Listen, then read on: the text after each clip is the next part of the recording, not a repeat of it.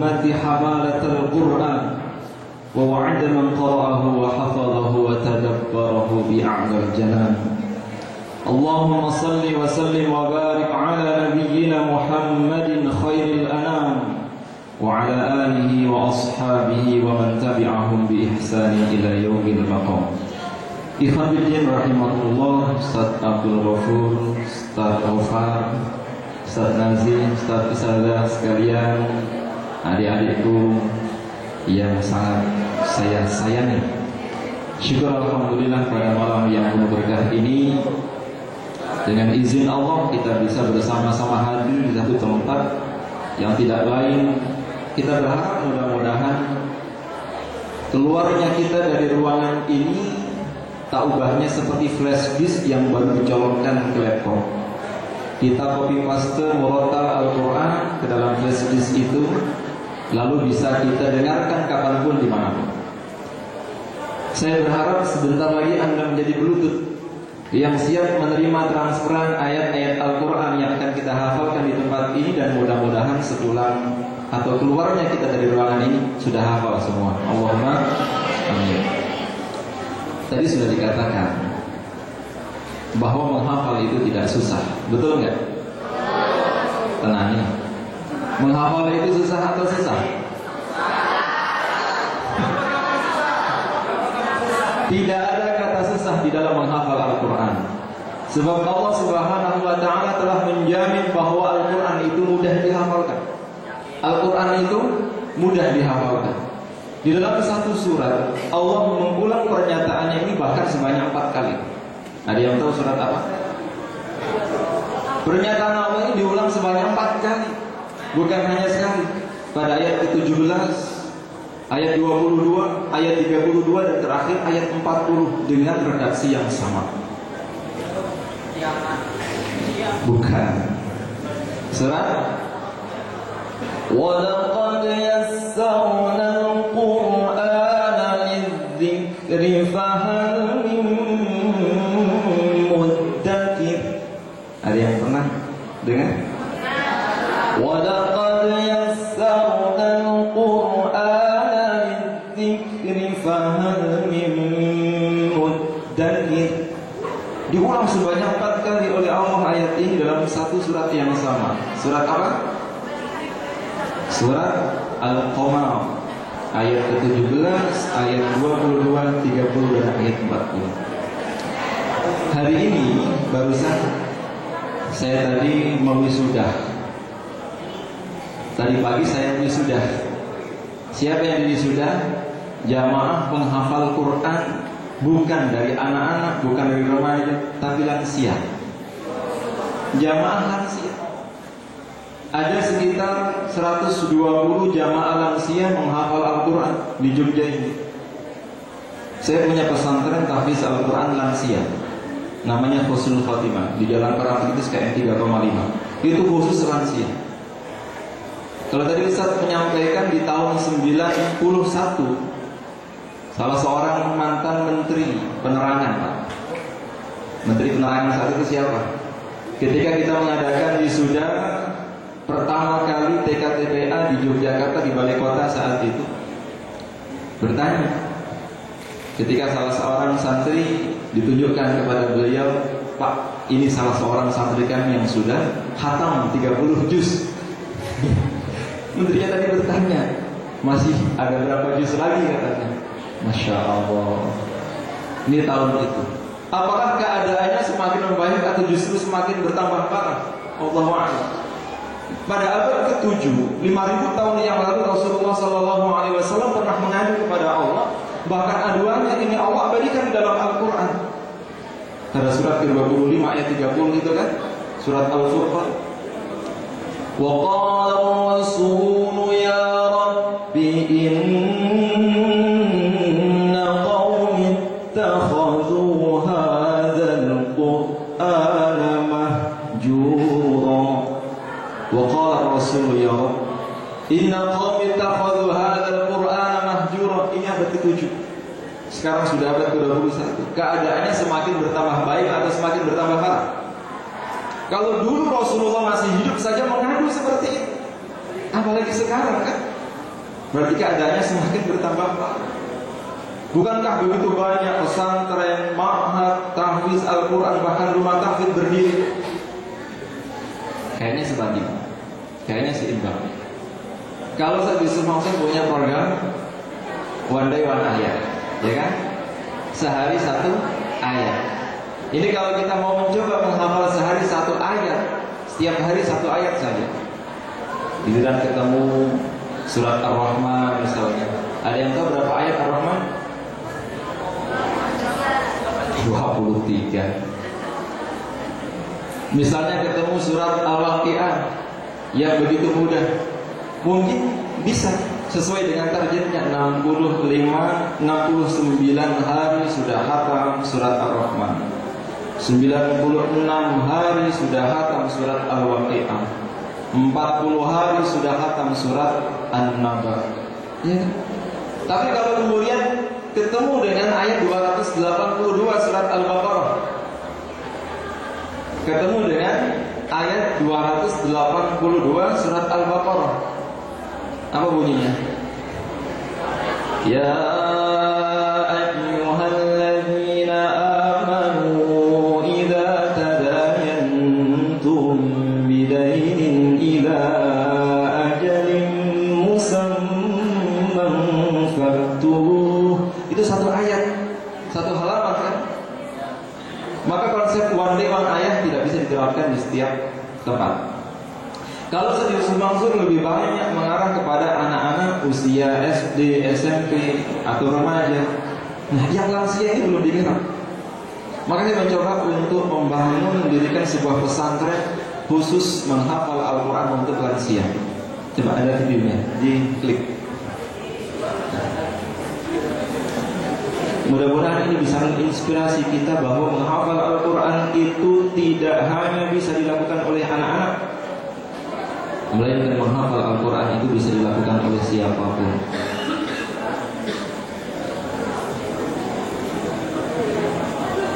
Ini saudara kembar.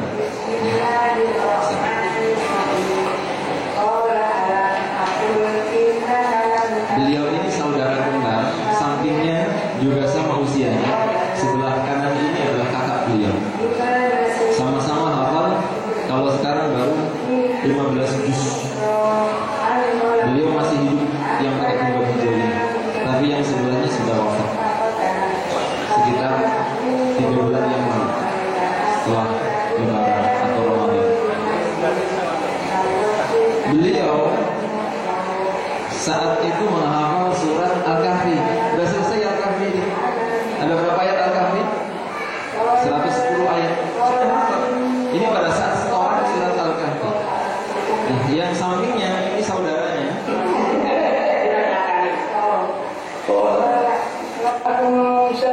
Ini kakak beliau. Beliau sudah hafal 15 juz. Bukan sejak kecil menghafal atau remaja, bahkan baru menghafal sekitar 4 tahun yang lalu. Ini dia bakal surat Al-Baqarah.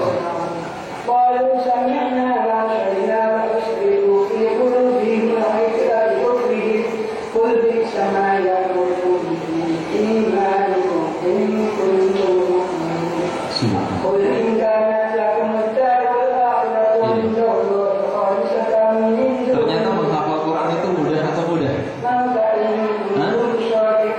Menghafal Quran itu mudah atau mudah? Mudah. Kalau menghafal Al-Quran itu susah, tidak mungkin Al-Quran dihafalkan oleh orang Indonesia, kan? Kalau menghafal Al-Quran itu susah, tidak mungkin Al-Quran bisa berkembang hingga saat ini. Memang betul Ustaz. Tidak ada satupun ayat yang memerintahkan secara tersurat agar kita menghafal Al-Quran.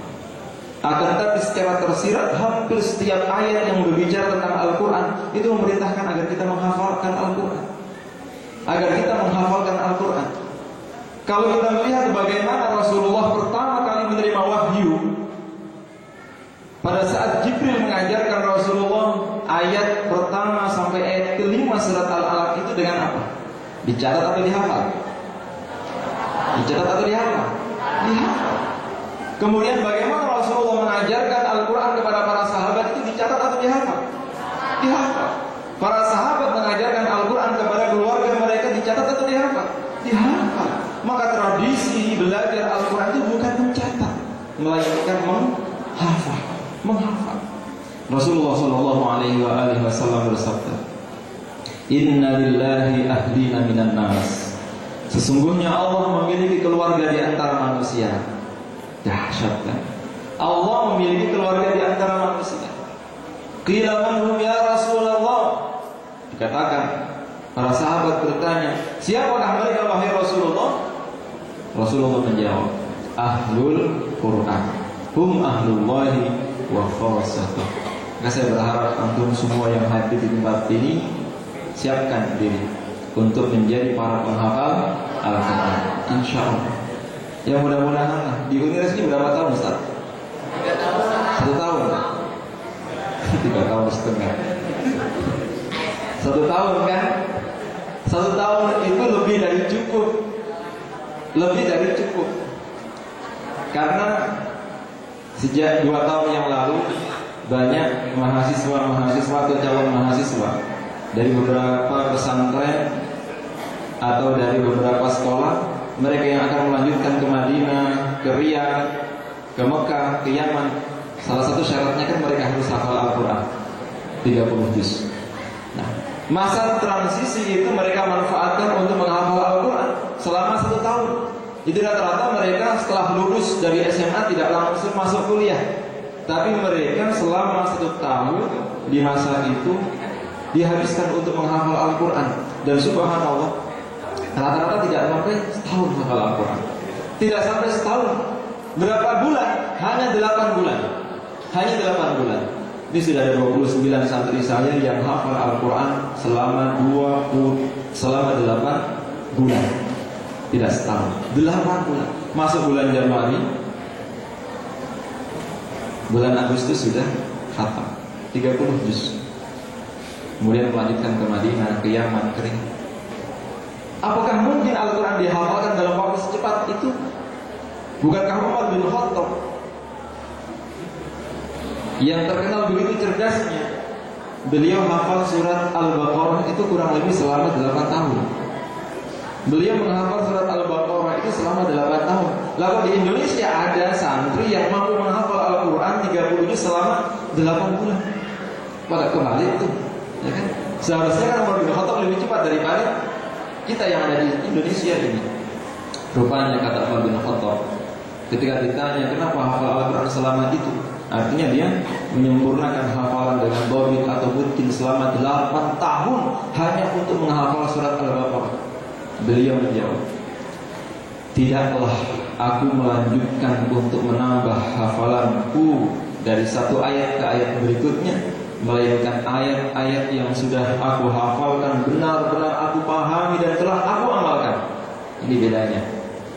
Umar bin Khattab tidak menambah menghafal ke ayat berikutnya sebelum ayat-ayat sebelumnya betul-betul dia pahami dan telah dia amalkan.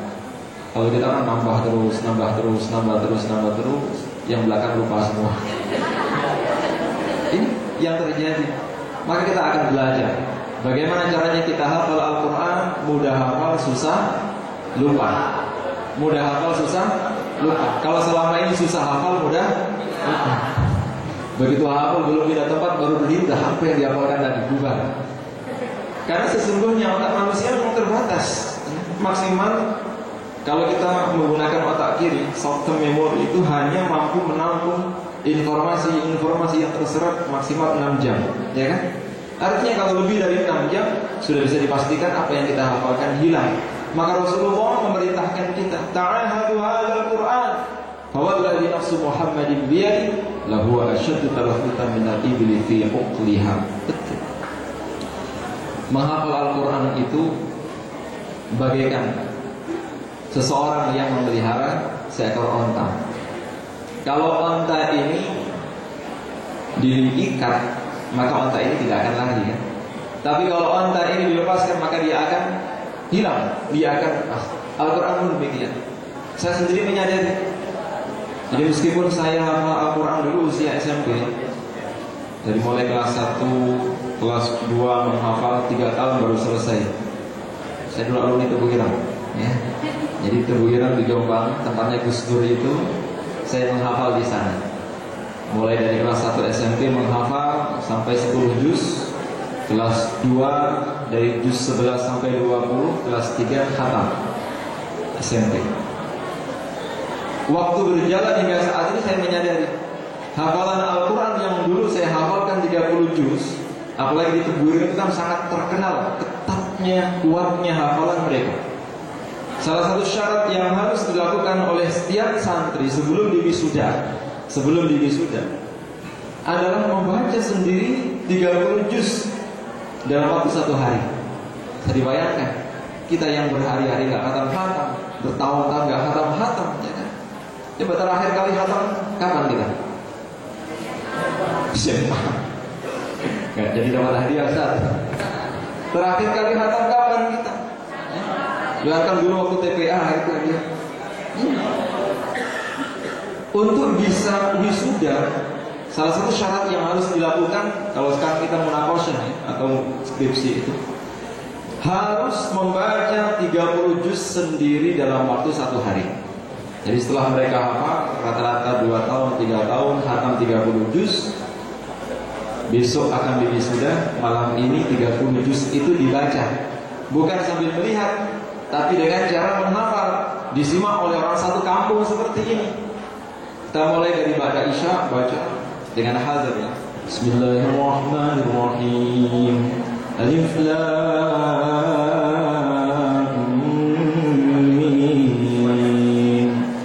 Dzalikal kitabu la raiba fihi hudan lil muttaqin alladzina yu'minuna bil ghaibi wa yuqimuna as-salata wa mimma razaqnahum yunfiqun. والذين يؤمنون بما أنزل إليك وما أنزل من قبلك وبالآخرة هم يوقنون. Masuk jam 11. لن تنالوا البر حتى تنفقوا مما تحبون وما تنفقوا من شيء فإن الله به عليم. Masuk jam 12 malam. Masuk juz 16. Udah setengah juz kan? Qala lam aqul laka innaka lan tastati'a ma'iya sabra. Qala in sa'altuka 'an shay'in ba'daha fala tusahibni. Qad balaghta min ladunni 'udra. Tidur jam 12. Setelah subuh dilanjutkan. Biasanya sampai ayat juz 20, ada yang baru juz 17. Setelah subuh terus menerus sampai waktu asar. Itu baca sendiri sampai asar. Udah. Begitu jam 2, amma yatasaalun 'anil naba'il 'azim alladhi hum fihi mukhtalifun. Kalla saya'lamuna thumma kalla saya'lamun. Jam setengah 3, qul a'udzu birabbin nas, malikin nas, ilahin nas, min syarril waswasil khannas, alladzi yuwaswisu fi sudurin nas minal jinnati wan nas. Sendiri 30 juz dalam waktu sehari. Baru kemudian besoknya sudah di Tebuireng seperti itu. Maka bisa dipastikan mereka yang sudah lulus itu hafalannya sangat mutlak, hafalannya sangat dokit, sangat kuat. Tapi seiring dengan berjalannya waktu, setelah saya dari Tebuireng, saya masuk ke Gontor. Tapi nggak sampai lulus, nggak kuat otaknya. Ya. Di sana betul kata Ustaz, nggak ada teman kita untuk murojaah. Kalau di Tebuireng kita bisa setoran tiap pagi, kita bisa murojaah 1 juz setiap ba'da sholat, sehingga setiap hari kita 5 juz. Tiap hari 5 juz, tiap hari 5 juz. Kurang dari 5 hari sudah khatam. Tiap hari 5 juz. Kemudian, di Gontor kacau itu hafalan. Akhirnya saya keluar. Tidak sampai selesai, pindah sekolah di daerah Jawa Timur sana yang ada pesantren menghafal sampai selesai. Setelah selesai cari kuliah di Jakarta ke PT ITIU, perguruan tinggi ilmu Al-Quran, sampai selesai. kemudian ambil sanad di Damaskus, di Suriah. Kita ambil sanad. Di Jogja ini yang dapat sanad sampai Rasulullah jarang. Bisa dikatakan hampir tidak ada. Kemudian melanjutkan ke UIN, S2 selesai. Nah, ini perjalanan menghafal Quran itu tidaklah sesulit yang kita bayangkan. Kalau Rasulullah SAW diutus menjadi Rasul umur berapa tahun? 40 tahun kan? Abu Bakar pun tidak jauh beda. Apalagi ayahnya Abu Bakar, Abu Quhafah, tidak jauh, lebih jauh berbeda lagi, hampir 60 tahun. Artinya di usia seperti itu mereka menghafal Al-Quran. Tidak ada yang dari anak-anak kecuali Ali bin Abi Thalib, kemudian yang usianya remaja Zaid bin Harithah. Tapi rata-rata saat itu mereka mulai menghafal Al-Quran itu usia lansia. Nah pertanyaannya, kita mau mulai menghafal Quran nunggu usia lansia atau mulai saat ini juga? Nunggu lansia. Apakah kita baru mulai menghafal Al-Quran nunggu usia lansia atau mulai sekarang juga? Kalau kita mulai saat ini menghafal Al-Quran setiap hari one day one ayat, setiap hari kita menghafal sehari satu ayat saja, sehari satu ayat. Alif Lam Mim. Sadaqallahu al-azim. Sehari satu ayat kan? Bisa dilanjutkan. Dzalikal kitabu la raiba fihi hudan lil muttaqin. Sadaqallahu al-azim. Setiap ayat yang kita hafalkan kita pakai salat. Allahu akbar. Alif Lam Mim. Terus itu.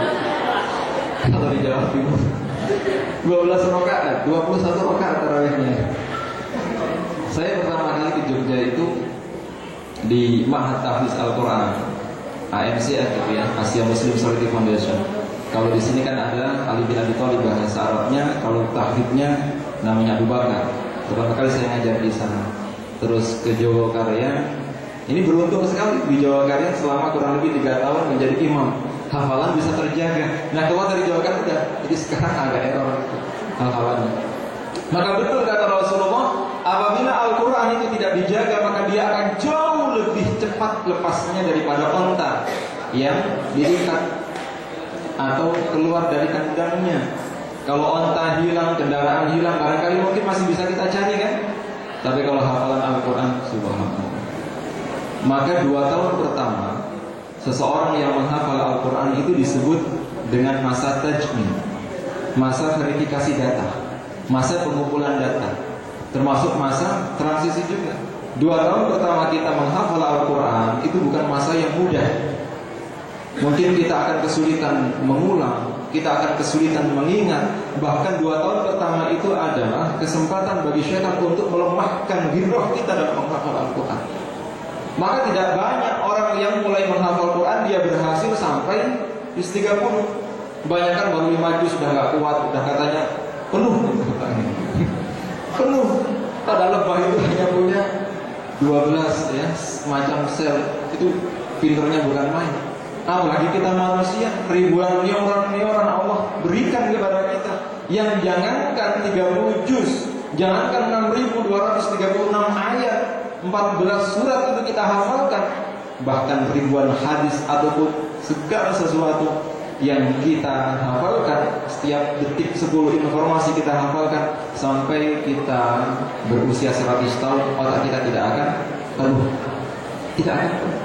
Bagaimana Ibnu Sina, Imam Syafi'i. Ada sebuah kisah yang sangat inspiratif. Kisah ini ada di dalam Tarikhul Islamnya Ibnu Hazm pada juz 13 halaman 154. Di situ dikisahkan ada salah seorang ulama besar namanya Abdullah bin Idris, kalau tidak salah. Ketika Abdullah bin Idris ini mengalami sakaratul maut, dikelilingi oleh keluarganya, termasuk putrinya nangis sedih. Namanya anak kan, sedih akan kehilangan bapaknya. Ketika anak-anaknya, keluarganya bersedih akan ditinggal oleh orang tuanya, Abdullah bin Idris ini berkata kepada mereka, wahai putriku, jangan engkau khawatir, jangan engkau bersedih. Di pojok itu dia menunjuk musolahnya, dia menunjuk tempat yang biasa dia pakai baca Quran.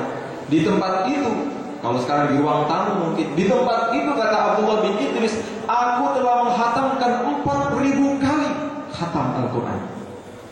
Berapa kali? 4.000. Itu yang 4 kali aja belum.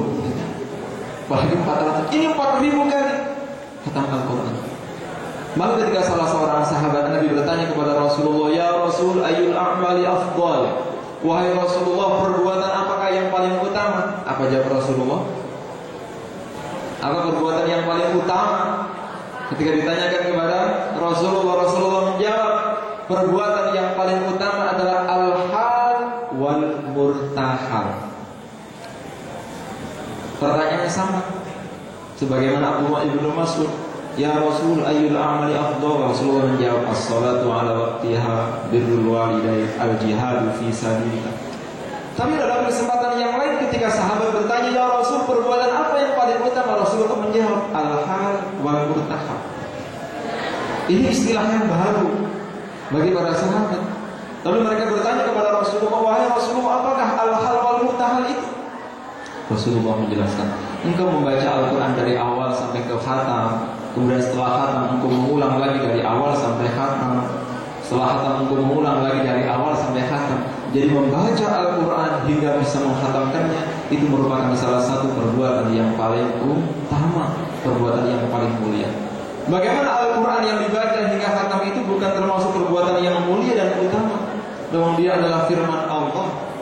Mungkin kalau kita ditanya, untuk apa sih kita menghafal Al-Quran? Tadi sebagian sudah dijelaskan Ustaz. Untuk apa sih kita menghafal Al-Quran? Coba seandainya pertanyaan ini diajukan kepada Rasulullah, "Wahai Rasulullah, untuk apakah engkau menghafal Al-Quran?" Atau pertanyaan ini diajukan kepada para sahabat, "Wahai sahabat, kenapa engkau menghafal Al-Quran?" Atau pertanyaan ini diajukan kepada para tabi'in, "Wahai tabi'in, kenapa kalian menghafal Al-Quran?" Saya yakin mereka akan menjawab dengan jawaban yang sama, bahwa Al-Quran itu bukan buku cerita, bukan kumpulan kisah-kisah. Al-Quran itu tidak lain adalah firman Allah Subhanahu wa ta'ala, bukan sekedar way of life. Al-Quran itu mampu menjadi petunjuk, bahkan sumber ilmu. Bal huwa ayatun bayyinatun fi suduril ladzina utul ilm. Bahkan ini salah satu isyarat, meskipun tidak secara langsung menjelaskan atau memerintahkan agar kita menghafal Al-Quran, tapi setidaknya ayat ini cukup memberi jawaban. Bahkan Al-Quran itu adalah ayat-ayat yang nyata yang ada di dalam dada orang-orang yang diberi ilmu pengetahuan. Maka tidak bisa dipisahkan Al-Quran dengan sains, Al-Quran dengan ilmu pengetahuan. Nah, masuk ini materi inti. Siapa yang ingin hafal Al-Quran 30 juz, angkat tangan. Ini dua loh ya. Ini para malaikat sudah hadir di sini. Siapa yang ingin hafal Al-Quran 30 juz? Jangan tanggung-tanggung, tapi 30 juz. Oke. Yang tinggi-tinggi kasihan temannya, turunkan. Di tempat ini teman kita menjadi saksi. Bahkan tempat ini, gedung ini juga menjadi saksi. Doa kita diamini oleh para malaikat. Bahwa di hadapan saya, di hadapan ustaz-ustazah, antum semua berikrar, antum semua berdoa, memiliki azam ingin menghafal Al-Quran 30 juz. Betul? Insya Allah. Insya Allah. Kalau kita mau menghafal Al-Quran, itu sudah merupakan satu langkah nyata bahwa tidak lama lagi kita akan hafal Al-Quran. Caranya mudah ya. Caranya mudah. Ambil Al-Quran, dipegang, dibakar, terus diminum airnya. Setidaknya ini langkah nyata bahwa kalau misalnya kita menghafal Al-Quran setiap hari satu ayat, memang butuh waktu yang cukup lama. Kalau sekarang umur kita baru 20 tahun, kita baru khatam 30 juz nanti kalau umur kita 37 tahun. Kalau umur kita saat ini 30 tahun baru mulai menghafal Al-Quran, one day one ayat, setiap hari satu ayat. Tunggu nanti 47 tahun kita baru khatam 30 juz. Kalau setiap hari kita menghafal satu ayat, kurang lebih 17 tahun kita baru khatam.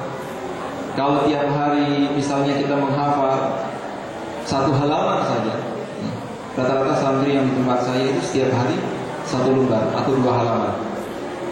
Al-Quran itu kan 306 lembar ya, kalau di mushaf Utsmani. kurang lebih sekitar 608 halaman. Kalau misalnya atau 10 lembar satu juznya. Kalau setiap hari kita menghafal 1 halaman saja, tiap hari menghafal 1 halaman, saya kira antum sudah bisa bahasa Arab. Saya lebih menganjurkan sebelum kita menghafal Al-Quran, kuasai dulu bahasa Arab. Itu akan jauh lebih mudah. Nah, mereka santri-santri yang bisa khatam Al-Quran 8 bulan, itu semuanya memang sudah bisa bahasa Arab. Setiap hari seandainya kita mau, kita tidak butuh waktu 1 hari, kita tidak butuh waktu 1 jam, kita hanya butuh waktu kurang lebih 15 menit. Kita butuh waktu kurang lebih 15 menit. 15 menit itu lama atau lama? Tergantung kan ya. Kalau kita menunggu sesuatu 15 menit kayaknya 15 tahun. Apalagi ketika pendadaran ya, ujian disertasi itu 15 menit kayaknya 15. Apalagi nonton bola ya, 5 menit itu kayaknya 5 tahun di babak akhir. 15 menit kita luangkan waktu sehari, 15 menit. Kita akan tahu. Antum tidak harus nyantri ini, tidak harus menetap di pesantren, tidak harus bertahun-tahun di pesantren, bahkan di samping kuliah, di samping bekerja, di samping belajar yang lainnya. Itu kita hanya butuh waktu 15 menit setiap hari untuk menghafal sekaligus murojaah. Hingga nanti kalau kita sudah hafal Al-Quran, jangankan khatam setiap bulan sekali sebagaimana yang ditanyakan Rasulullah, yang ditanyakan kepada Rasulullah oleh Abdullah bin Amr bin As, 30 hari khatam sekali. Bahkan kita seperti Abdullah bin Idris yang mampu menghatamkan 4.000 kali. Tidak mungkin seseorang itu bisa khatam Al-Quran 1 bulan. Tidak mungkin apalagi seseorang itu bisa khatam Al-Quran selama 10 hari. Tidak mungkin seseorang itu bisa khatam Al-Quran apalagi selama 1 pekan kalau dia bukan penghafal Al-Quran. Nah, menghafal Al-Quran ini langkah awal sebelum kita mentadabburi hingga kita mengamalkan dan mendakwahkan dalam kehidupan sehari-hari. Maka ini sangat penting ya, sangat penting. Maka kalau kita sering mendengar orang besar itu kan berawal dari impian yang besar. Orang yang besar itu berawal dari impian yang besar. Kalau kita ingin hafal Al-Quran 30 juz, maka impiannya jangan tanggung-tanggung. 1 juz aja susahnya bukan main, apalagi 30 juz. Jangan. Itu adalah doa. Saya sering menganjurkan kepada seluruh jamaah untuk membuat dream. Jadi jamaah menghafal Quran, kalau di Jogja ini hampir 400-an, dari ibu-ibu kemudian sampai lansia. Mereka punya dream. Jadi nulis di tembok mereka ditulis, bahkan di atap mereka ditulis hafal Al-Quran 30 juz. Pintu masuk keluar itu ditulis hafal Al-Quran 30 juz. Dan setiap doa yang mereka panjatkan, di situ mereka selalu berdoa, ya Allah, jadikan saya sebagai penghafal Al-Quran. Rasulullah mengajarkan kita sebuah doa yang sangat agung. Allahumma ja'alna min ahlil Quran alladzina hum ahluka wa khassatuka. Ya Allah, jadikan kami sebagai ahli Al-Quran. Ahli Al-Quran kan tidak hanya penghafal Quran, termasuk juga kita yang berusaha terus-menerus berinteraksi dengan Al-Quran hingga kita mengamalkan dan mendakwahkan dalam kehidupan kita sehari-hari. Alladzina hum ahluka wa khassatuka, karena mereka adalah keluargamu. Allah kan memiliki keluarga di antara manusia. Siapa mereka? Ahlul Quran. Itu mereka ahli Al-Quran, orang yang senantiasa berinteraksi dengan Al-Quran. Hum ahlullahi wa khassatuh. Mereka adalah keluarganya Allah dan orang-orang yang dipilih.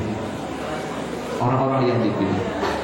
Secara tersurat tidak ada ayat yang memerintahkan kita menghafal Quran, tapi secara tersirat hampir setiap ayat tentang Al-Quran memerintahkan agar kita menghafalkannya. Inna nahnu nazzalna dzikra wa inna lahu lahafidun. Itu kalau kita baca terjemahannya, tidak ada perintah menghafal Quran. Tapi kalau kita memahami maknanya, apalagi di situ Allah menggunakan kata inna, dhamir mutakallim ma'al ghairnya itu. Bukan hanya sekedar ambil mu'atif, tapi juga ada musyarakah. Sesungguhnya kami, kata Allah, meskipun Allah adalah ahad, tapi kenapa Allah menggunakan kata kami? Itu menunjukkan bahwa Allah tidak sendiri dalam menurunkan Al-Quran, Allah tidak sendiri dalam menjaga Al-Quran, Allah tidak sendiri dalam memelihara Al-Quran, melainkan Allah mengajak kita semua. Allah menantang kita semua. Allah berharap kita adalah orang-orang yang terpilih. Maka dalam langkah awal yang harus kita lakukan adalah memantapkan azam. Tidak mungkin kita hafal Al-Quran 30 juz kalau kita tidak memiliki keinginan atau motivasi untuk menghafal Al-Quran 30 juz. Jadi setidaknya pertama yang harus kita lakukan adalah memantapkan niat. Yakinkan bahwa kita dipilih oleh Allah. Kita berusaha memantaskan diri untuk menjadi penghafal Al-Quran. Bagaimana caranya? Kita berbanyak tilawah. Minimal setiap bulan khatam sekali. Itu langkah awal. Kalau kita sudah punya niat ingin menghafal Al-Quran bukan sejuz, 2 juz, tapi 30 juz, sisa sekalian, ya 30 juz, jangan tanggung-tanggung. Al-Quran kan 30 juz, minta semuanya, ya Allah jadikan saya penghafal Quran.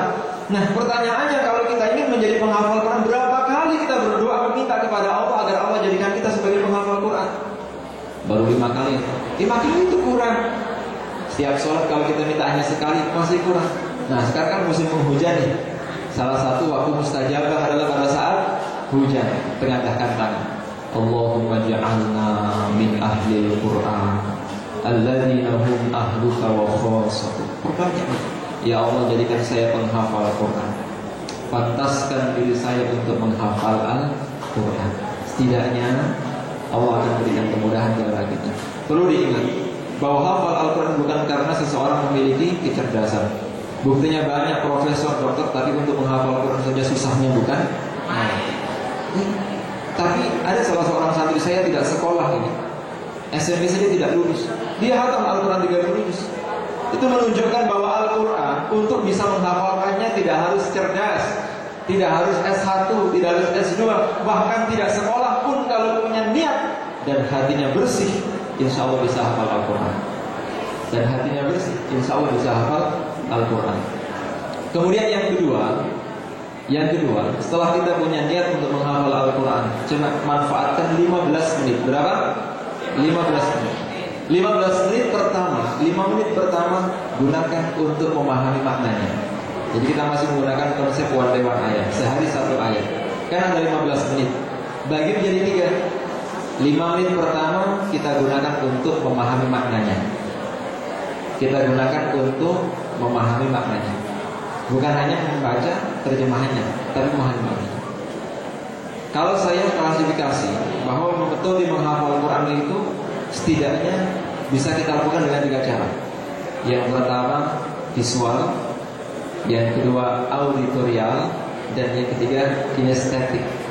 3 metode ini kita gabungkan menjadi satu pada 5 menit pertama. Bagaimana caranya?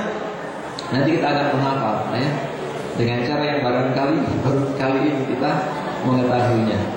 Kita tidak hanya menghafal dengan mengulang-ulang misalnya sebanyak 20 kali. Misalnya surat Al-Mulk. Tabarakalladzi biyadihil mulk wa huwa ala kulli syai'in qadir. Itu kalau kita mengulang sampai 20 kali mungkin dari segi pahala kita paling banyak pahalanya. Tapi apa yang terjadi? Apakah itu kemudian menjamin kita setelah hafal kemudian kita ingat selama-lamanya? Belum tentu. Bisa jadi meskipun kita ulang sekian kali, tapi begitu mudahnya apa yang kita hafalkan itu lupa. Kenapa? Karena belum nancap di dalam diri kita, belum masuk pada long term memory. Kita baru menghafal dengan otak kiri. Kita hanya mengulang-ulang-ulang. Bukannya percuma. Tidak ada yang sia-sia dalam menghafal Quran. Meskipun kita lupa, pahalanya tetap mengalir. Ya kan? Setiap huruf 10 ayat kata Rasulullah.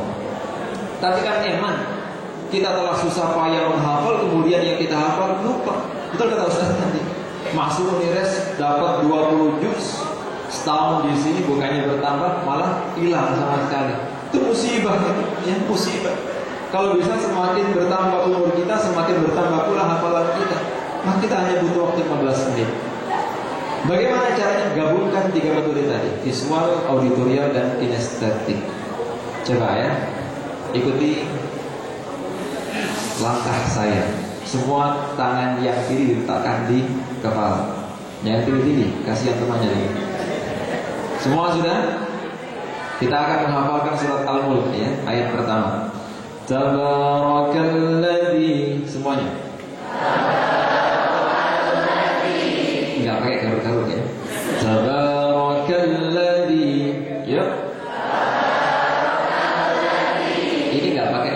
hanya maksimal kita ulang sebanyak 5 kali. Tabarakalladzi. Nah, yang ikhwan, yang putra. Masih gini. Sekali lagi. Yang ikhwan, yang putri 2, 3. Yang putra. Ini betul diri ya, cara. Tapi nanti kalau sholat nggak usah pakai gini. Tabarakalladzi. Bukan sholatnya. Ini betul nih, cara yang bisa kita gunakan untuk mempermudah agar kita sekali hafal, selama-lamanya hafal. Ya kan? Coba ketika kita melihat teman kita galau, tabarokah lagi. Saking indahnya. Sampai ada seorang santri, karena dia masih anak-anak, masih TK. Begitu masuk kamar mandi, tabarokah lagi. Karena saking ingatnya, saking kuatnya. Sekali lagi, letakkan tangan kiri di atas kepala. Tabarokah lagi. Yuk. Lihat telapak tangan kiri kita. Lihat telapak tangan kiri kita. Biyadihil mulk. Ulangi 5 kali. Biyadihil mulk. Jangan lihat saya, lihat telapak tangannya. Biyadihil mulk. Bayangkan telapak tangan kita ada matanya, ada bibirnya sedang tersenyum dengan kita. Ya kan? Biyadihil mulk. Semuanya. Biyadihil mulk. Ulangi 5 kali. 2. Lihat telapak tangan. 4. 5. Coba yang putra. Yang putri. Apa bunyinya?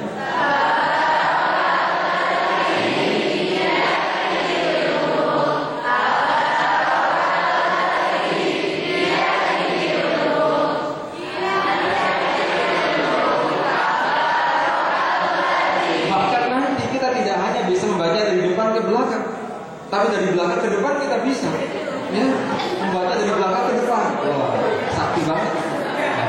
Coba, masih ingat kan urutannya? Yuk, 2, 3. Oke, ikuti saya. Wa huwa ala, telunjuk kiri ke atas. Jadi kita menghafal tidak hanya mojong, dempis, kemudian hanya buka tutup, tapi bergerak juga. Biar sirkulasi darah dalam otak kita itu lancar, bergerak. Boleh kita berdiri, nanti berdiri kita, ya. Apa langkah yang ketiga? Telunjuk kiri ke atas. Wa huwa ala, yuk. Wa huwa ala. Wa huwa ala. Ulangi 5 kali. 2. Lihat telunjuk kirinya. Lihat telunjuk kirinya. 5. Oke.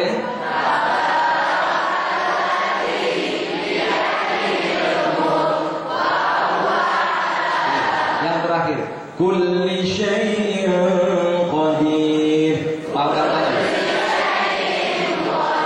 Yang kuat dong, semangat. Kulli syai'in. Ulangi 5 kali. 3. 4. 5. Apa bunyinya?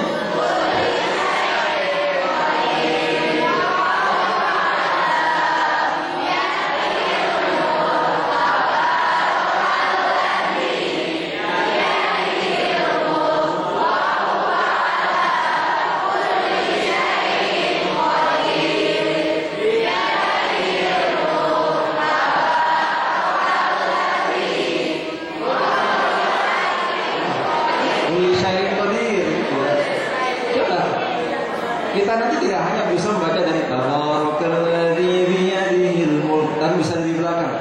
Kulli syai'in qadir wa huwa 'ala biyadihil mulk tabarakalladzi. Tapi jangan dipakai salat, itu hanya cara menghafal Al-Qur'an.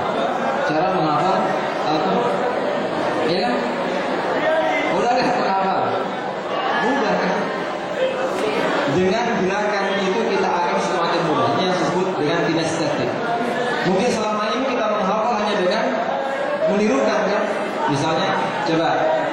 Bayangkan kalau saya hanya membaca terus antum tirukan. Tabarakalladzi, coba. Biyadihil mulk wa huwa ala kulli syai'in qadir. Bedakan dengan tabarakalladzi biyadihil mulk wa huwa ala kulli syai'in qadir. Ada yang tahu nggak? Ya. Apa makna kita harus meletakkan tangan kiri di atas kepala? Kemudian kenapa kita harus melihat telapak tangan? Ini sesuai dengan makna yang kita ambil dari ayat tersebut. Jadi kita menghafal Al-Quran itu bukan hanya sekedar menghafal ayatnya, tapi berusaha untuk memahami maknanya. Dengan cara apa? Dengan gerakan. Kenapa kita harus meletakkan tangan kiri ke atas? Tabarakalladzi, apa artinya? Maha suci Allah, atau maha suci zat, atau maha yang penuh berkah. Suci itu kan sesuatu yang sakral, ya kan? Ada yang mau kepalanya dijotos, tos, nggak ada kan? Artinya kan kita sangat menjaga itu yang namanya kepala kan, sumber atau identitas kehormatan seseorang di kepala. Maka kita letakkan tangan kiri kita, ya. Kita sambil membayangkan maha suci zat. Bukan berarti Allah di kepala, tapi hanya bayangan saja.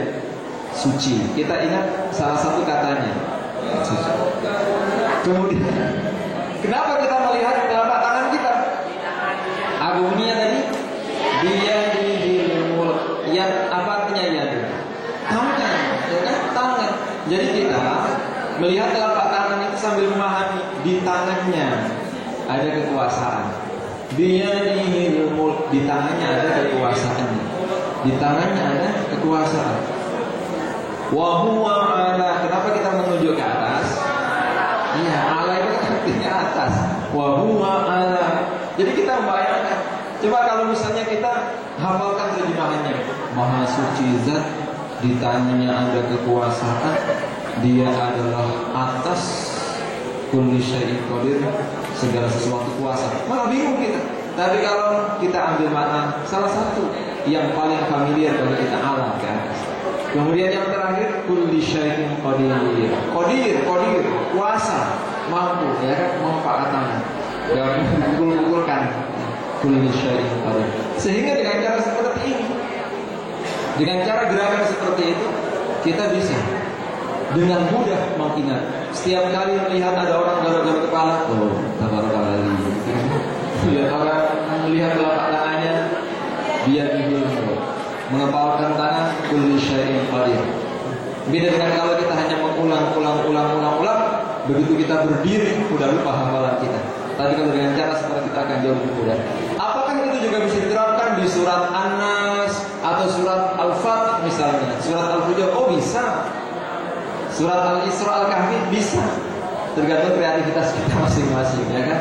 Memang menghafalnya membutuhkan proses yang lama. Akan tetapi setelah kita hafal, selama-lamanya akan hafal. Enjoy bukan? Tidak harus kaku, kemudian kita diam, apalagi tidak bergerak sama sekali, bahaya. Oke, kita kondisikan dulu. Sama-sama 2, 3.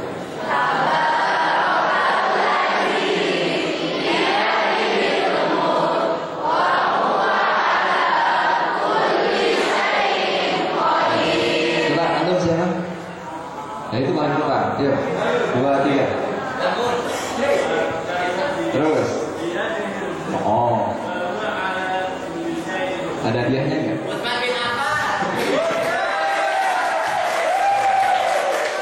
Jangan kan? Sayangnya Al-Mulk itu 30 ayat. Jadi masih ada 29 ayat lagi. Nanti lanjutkan ya. Pertemuan yang akan datang setoran ayat demi ayat. Nah ini yang perlu saya sampaikan, bahwa hafal Al-Quran itu mudah. Hafal Al-Quran itu mudah, asalkan kita konsisten meluangkan waktu untuk menghafalkannya. Coba kita melihat satu video.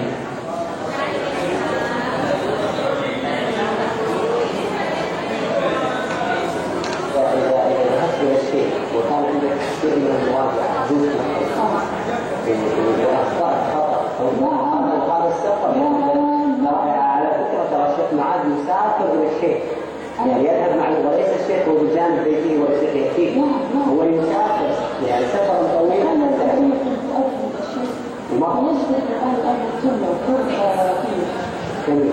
Jadi di Mesir salah seorang yang terlahir dalam keadaan buta, dia tidak berada di pesantren Al-Quran. Jarak dari rumah ke rumah seorang syekh untuk menyetorkan hafalan atau mentasih hafalan itu membutuhkan waktu yang cukup lama, kurang lebih 2 jam.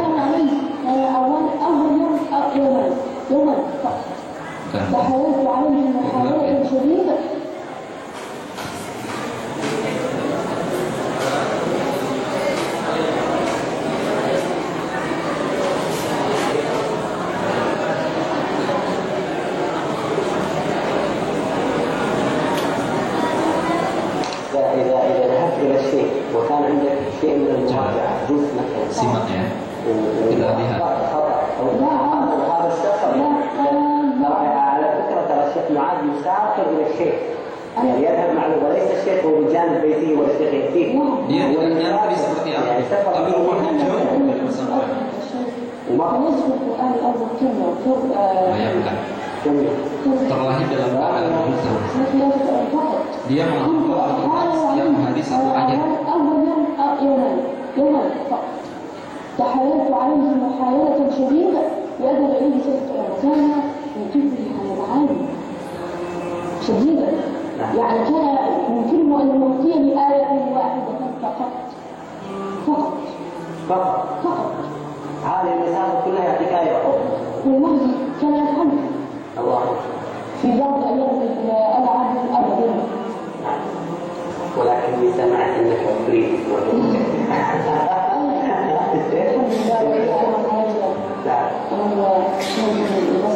الحمد لله على هذا النعم.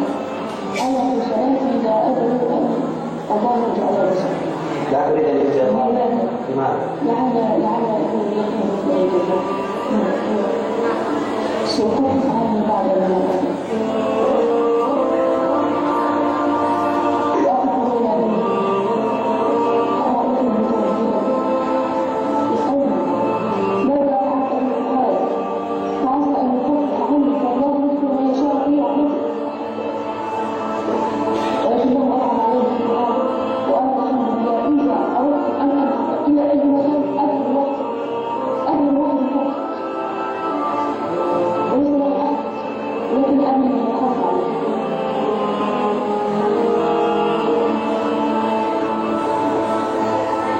تذكرت في هذه اللحظات حال كثير من المسلمين والمرسلين الذين تكاسلوا عن القرآن. يا الله ماذا ستكون حجتهم عند الله؟ Subhanallah. Ada seorang yang terlahir dalam keadaan buta, tapi Allah Al-Qurannya sedemikian kuat. Meskipun jaraknya dari rumah ke tempat seorang syekh yang menyetorkan hafalan ditempuh setiap hari, dia kadang-kala diantar ayahnya, kadang-kala berangkat sendiri, sampai dia hafal Al-Quran dalam waktu 6 tahun, meskipun dalam keadaan buta. Ketika ditanya tadi, kita mungkin sudah melihatnya. Apakah engkau tidak ingin agar Allah mengembalikan penglihatanmu? Dia mengatakan tidak. Lebih baik aku tetap buta. Kenapa? Ketika ditanya oleh Syekh Wahab Al-Khunduri tadi, dia menjawab, karena dengan kebutaanku ini, mudah-mudahan sebagai peringan hisabku yang aku akan jadikan sebagai hujjah di hadapan Allah Subhanahu wa Ta'ala, bahwa aku terlahir dalam keadaan buta dan kebutaanku ini bisa meminimalisir kemaksiatan bagiku. Kan beliau berdoa, ya Allah, betapa banyaknya umat Islam yang bisa melihat, diberi kesempatan sehat, apalagi kita di asrama, itu sesuatu yang sangat bernilai. Banyak waktu yang barangkali selama ini terbuang sia-sia. Seandainya 15 menit setiap hari kita gunakan, kita luangkan untuk menghafal Quran, antum sudah bisa menjadi menghafal Quran. Tidak harus seharian, tidak harus 1 jam, bahkan 15 menit ini kalau kita manfaatkan, insya Allah. Apalagi kita bisa melihat, kita bisa mendengar, kita bisa bergerak. Dan kita butuh kemauan kuat. Kalau kita sudah punya biaya, kita sudah punya ilmu. Dan mudah-mudahan kita berdoa ya, mudah-mudahan antum semua dimudahkan cita-citanya untuk menjadi penghafal Al-Quran. Allahumma amin. Tidak berhenti setelah kita menghafal, tapi kita juga terus melanjutkan untuk memahami, mengkaji ilmunya, tafsirnya, hingga kita bisa mengamalkan dan mendakwakan dalam kehidupan kita sehari-hari. Itu yang bisa saya sampaikan. Kurang lebihnya mohon maaf. Assalamualaikum warahmatullahi wabarakatuh.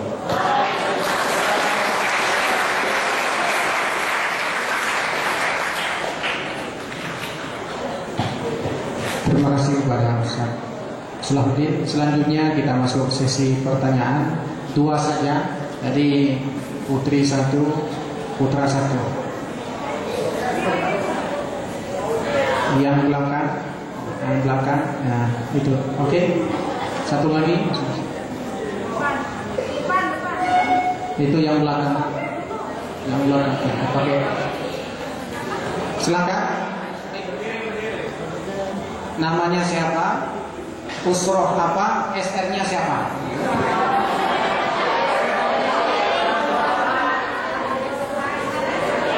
Ke depan.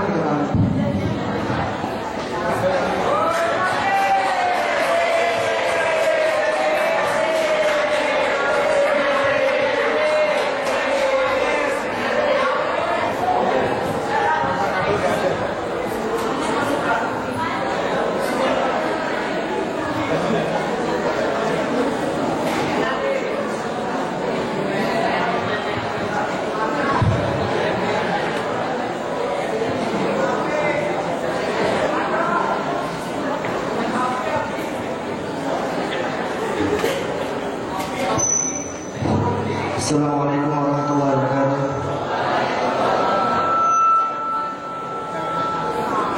Nama saya Panik Raharja dari Usroh Rasyid Ridho dan SR-nya Mas Ayu.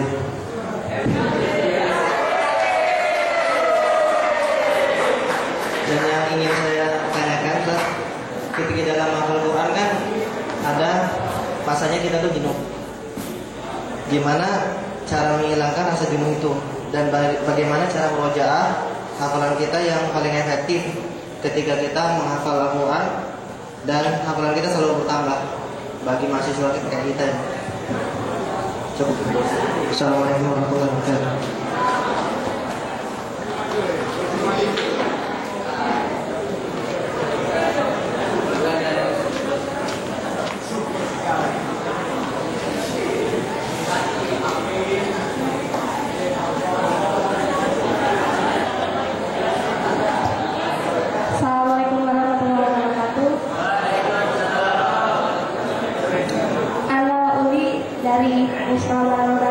dengan SRK Anda dan ASRK Abi.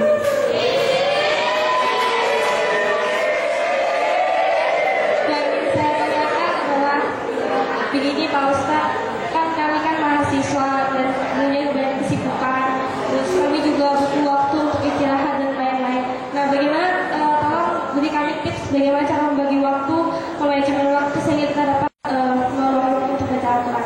Kemudian ada titipan pertanyaan begini, makanan apa yang harus kita konsumsi biar tidak cepat lupa? Terima kasih. Wassalamualaikum warahmatullahi wabarakatuh.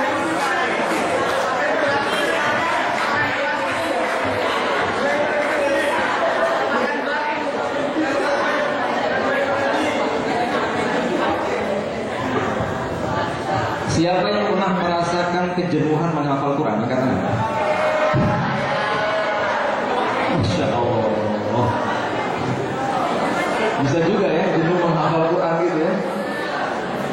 Kalau jenuh makan mungkin masih bisa diterima, jenuh tidur, bosan tidur. Tapi ini jenuh menghafal Al-Quran. Saya teringat dengan apa yang dikatakan oleh Utsman ibn Affan. Apa yang dikatakan oleh Utsman ibn Affan? Beliau mengatakan, jika hati seseorang sudah bersih, dari berbagai macam penyakit hati, maka dia tidak akan pernah bosan-bosannya berinteraksi dengan Al-Quran. Jadi masalahnya di mana? Hati kita.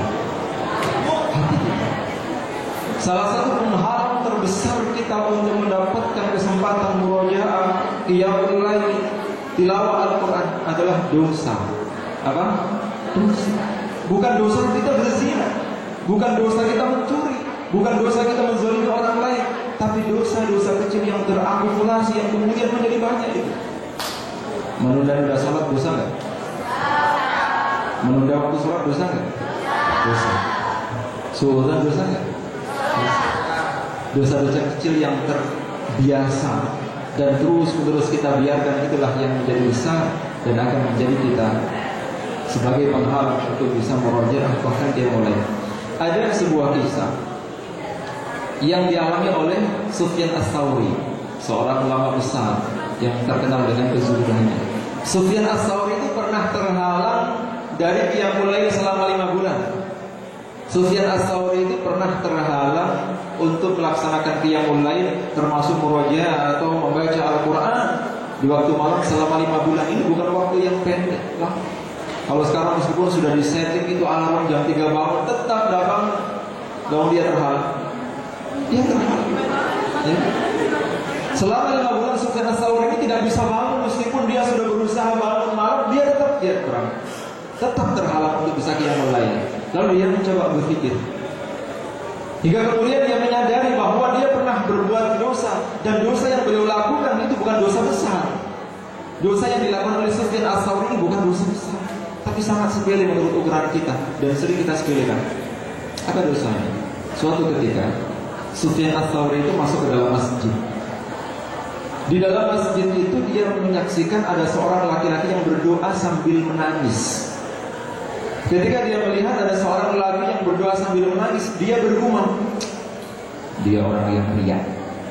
Baru bergumam, belum sempat mengucapkan atau menuduh kamu adalah orang yang riya, tapi baru dalam hati dia orang yang riya. Itu sudah menghalangi dia untuk qiyamul lail selama 5 bulan.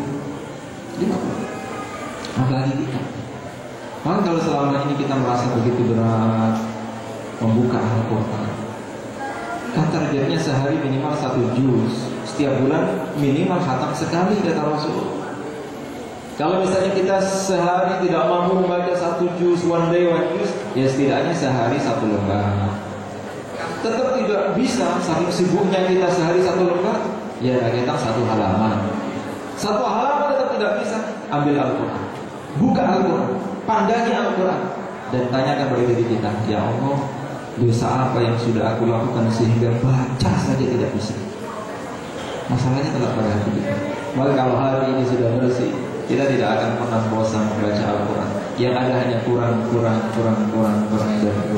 Jadi kalau tidak betul-betul terpaksa karena lapar, dia tidak pernah. Terpaksa tidak ngantuk, dia tidak tidur.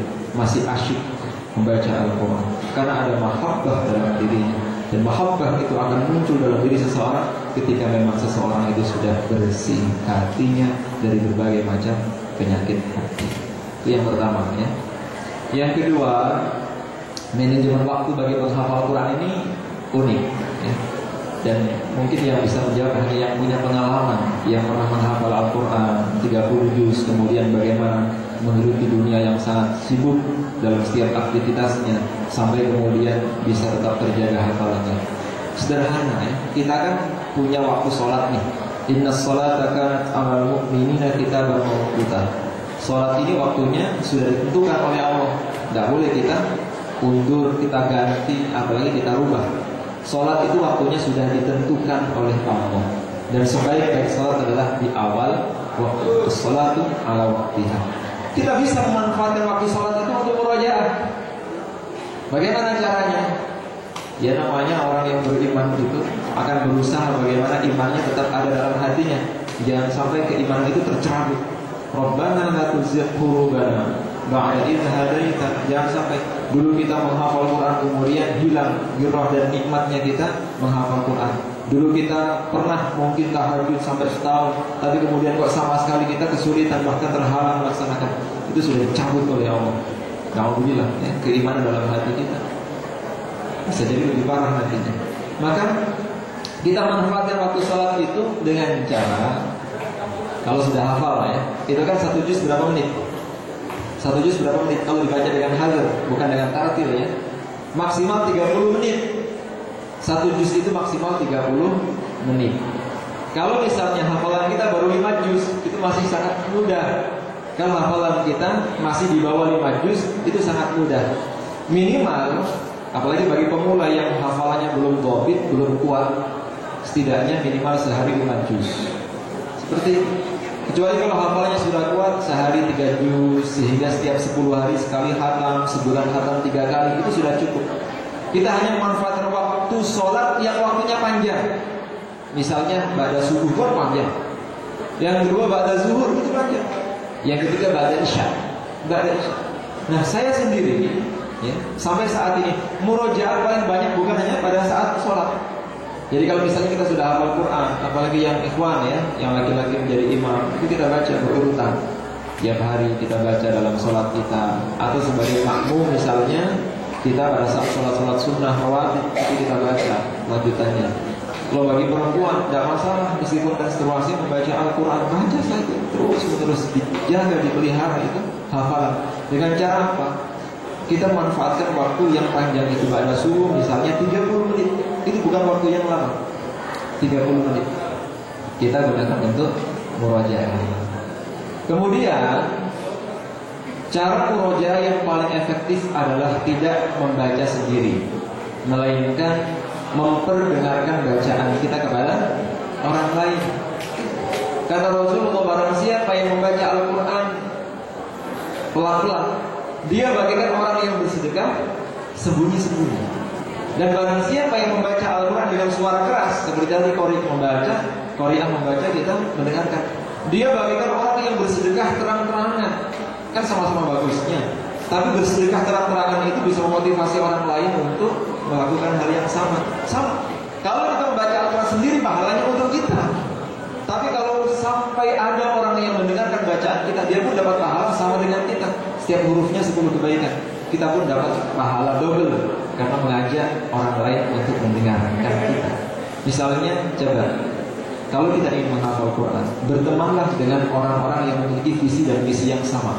Jangan berteman dengan orang yang tidak pernah menghafal Quran. Apalagi setiap kali bertemu pasti genggosi kita. Gak usah menghafal. Buktinya saya sampai sekarang gak hafal-hafal. Dia gak hafal. Tapi bertemanlah dengan orang yang hafal Al-Quran. Setiap kali kita bertemu ketika dalam keadaan futur, ya, bad mood, ketika kita datang ke ustaz, jawabannya lain. Sabar akhi, sabar ukhti. Ini menghafal Al-Quran itu perbuatan yang sangat mulia. Bahkan para penghafal Quran itu adalah keluarga Allah di dunia ini. Sabar-sabar kan. Bahkan nanti di surga para penghafal Quran itu menduduki tempat yang paling tinggi, ya kan? Kata Rasulullah, yuqalu li sahibil Quran, iqra wartaqi warattil kama kunta turattalu fid dunya, fa inna manzilataka 'inda akhir ayat taqra'ah. Dibacakan hadisnya. Kelak di surga akan dikatakan kepada para penghafal Quran, bacalah dan naiklah. Ini kalau tidak hafal apa yang dibaca, nggak ada kan? Jadi hanya yang hafal, bacalah dan naiklah. Bacalah dengan perlahan-lahan sebagaimana kalian dulu membacanya di dunia. Karena sesungguhnya kedudukan kalian di surga ada pada akhir ayat yang kalian baca.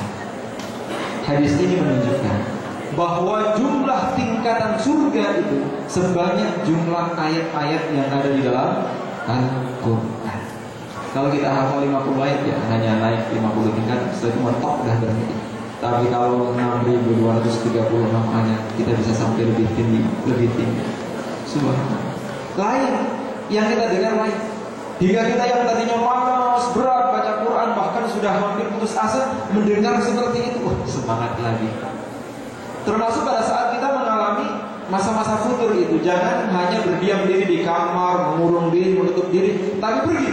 Kemana? Ke pesantren, ma'had, tahfiz Al-Quran. Di situ kita menyaksikan apalagi anak-anak yatim, anak-anak yang kecil menghafal Quran. Atau download, buka YouTube, buka film, buka YouTube. Ini ada takdir. Ini di Indonesia. Saya merekomendasikan. باسم جزيرة الحفاظ لكثرة حفاظ القرآن الكريم فيها، فأسأل الله سبحانه وتعالى من التوفيق. نحن مسافرون من دولة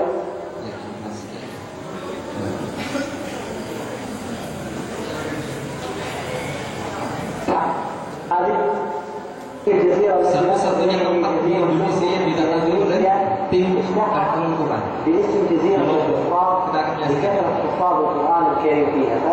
Jangan semakin seringnya kita melihat tayangan-tayangan seperti ini akan menggugah semangat kita untuk tetap menghafal Quran. Kita yang malas melihat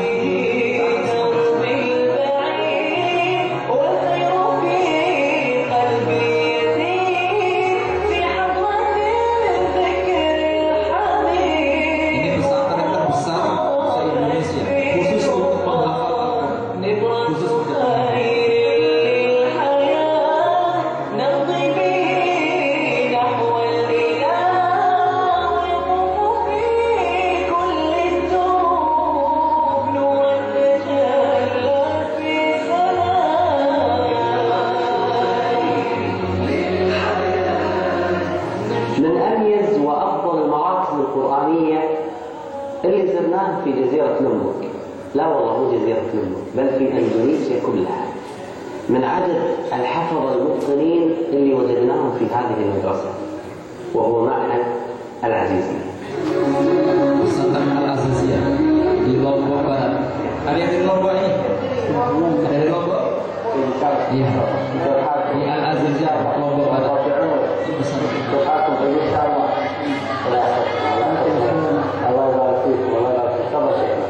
شيخنا بارك الله فيكم ما شاء الله، شكرا جزيلا على هذا المكان الجميل ومكان القرآن وهذا المعهد ما شاء الله رائع.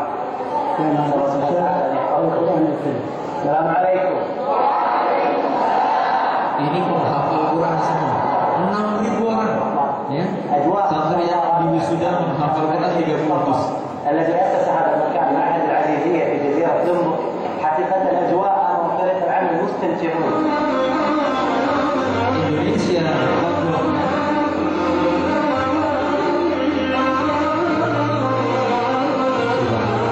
ini bukan Mekah ya, bukan Arab Saudi, Indonesia. حقيقة عندما وصلنا إلى العمل في هذه الجولة القرآنية، عندما وصلنا إلى هذا المعهد ودخلنا ورأينا هذا المشهد العظيم، الطلبة الذين ترونهم ما شاء الله يصلون تقريبا 2000 طالب، شد الانتباه ما شاء الله تبارك الرحمن.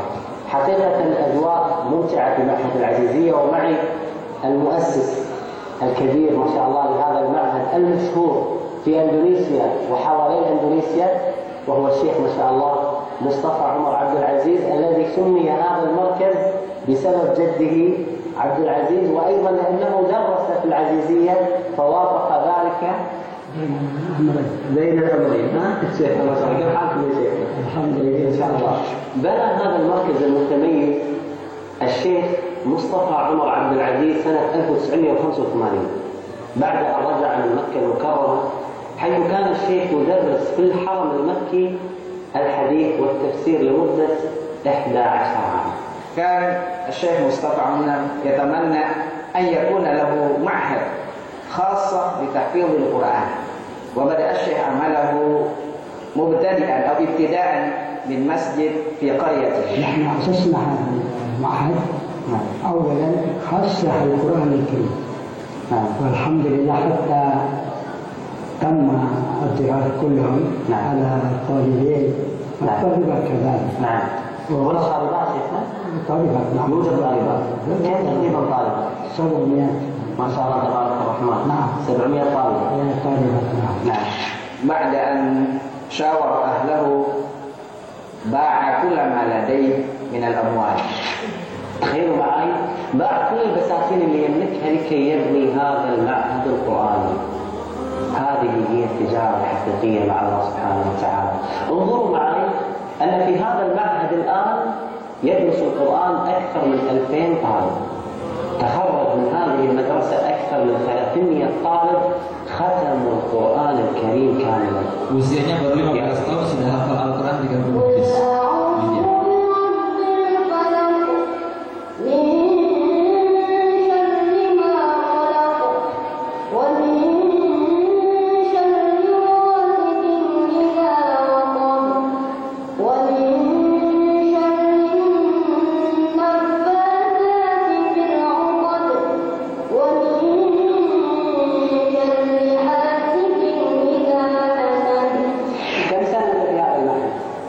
saya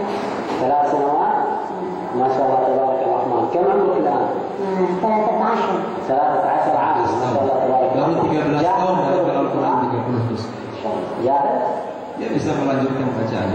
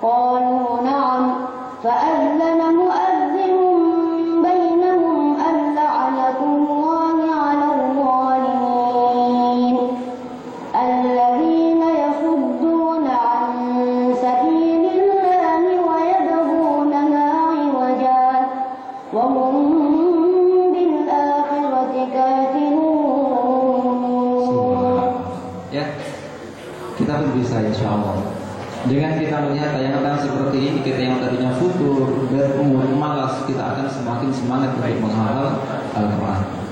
Nah, yang terakhir, makanan apa yang bisa menguatkan hafalan? Makan apapun boleh, yang penting halal. Makan apapun silahkan, yang penting halal. Ya, jangan kekenyangan. Seperti Rasulullah, beliau tidak makan kecuali dalam keadaan lapar dan berhenti makan sebelum kenyang. Kalau kita kan tidak berhenti sebelum kelegean. Baik, saya kira cukup ya. Mungkin waktunya sudah tidak memungkinkan. Insya Allah di lain waktu bisa kita lanjutkan. Kurang lebihnya mohon maaf. Assalamualaikum warahmatullahi wabarakatuh.